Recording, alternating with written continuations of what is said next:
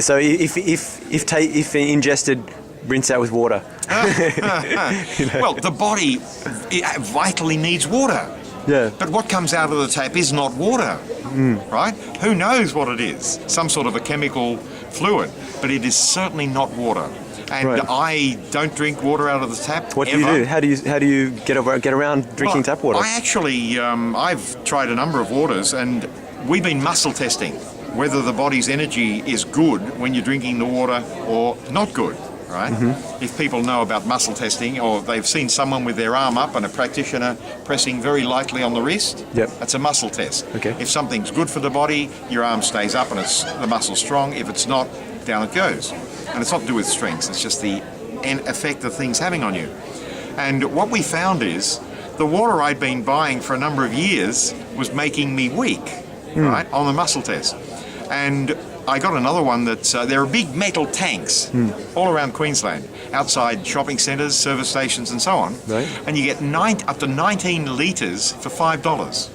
And it's reverse osmosis. Right. Water. Okay. And what that is, it's a machine. You've got a very, very thin rubber membrane. Yep. A lot of water goes over the top and little bits of water drop through.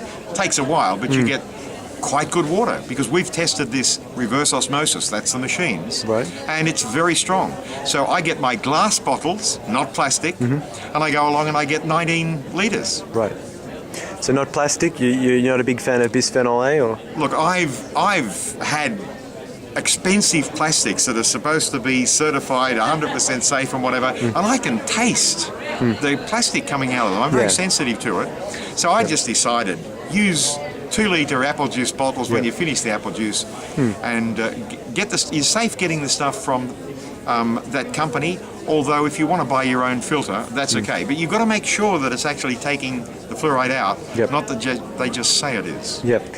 So what's the political situation in Australia and Queensland here regarding activism against the fluoridization of the water? Are there any political parties that will enter into discussion on the issue?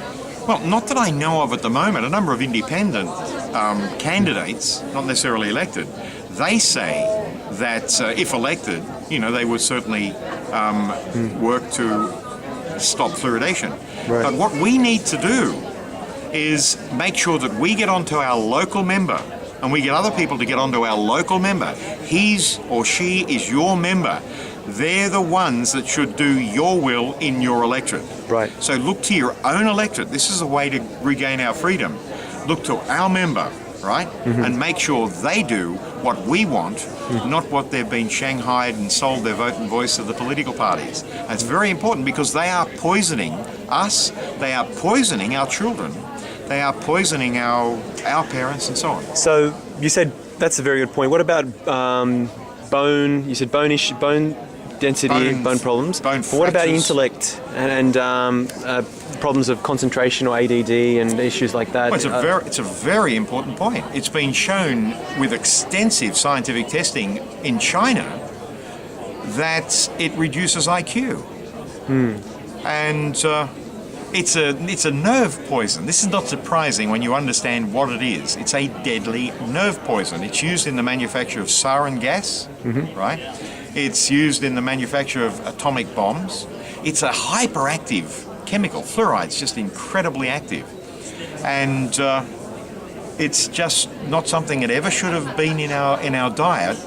And if they said, look, we want to make fluoride tablets available, or we encourage people to take fluoride, that gives us a choice. At the moment, we have absolutely no choice. Right. It's in nearly everything we eat and drink. Not that I eat and drink, but if you go along to the supermarket or whatever and just buy the normal food, it's been prepared in, grown in, watered with, processed with, and added to poisoned water.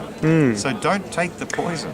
That's good. Well, thanks very much for speaking with us today. Dennis Stevenson, are you going to become involved in politics again and run for your seat again? I was never actually involved in politics. No? I was always involved in community. Oh, okay. And what politicians and political parties do, they impinge on community.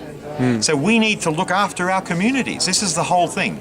They don't represent us, right? They represent the hidden hand, if you like, and it's certainly not us.